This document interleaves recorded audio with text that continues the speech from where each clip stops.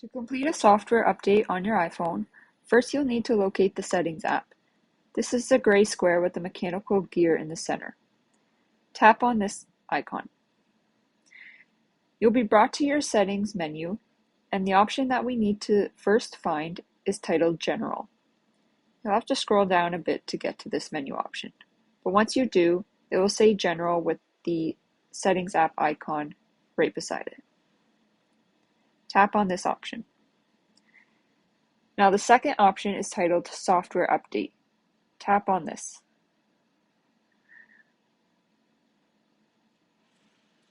This will show if you have any updates available.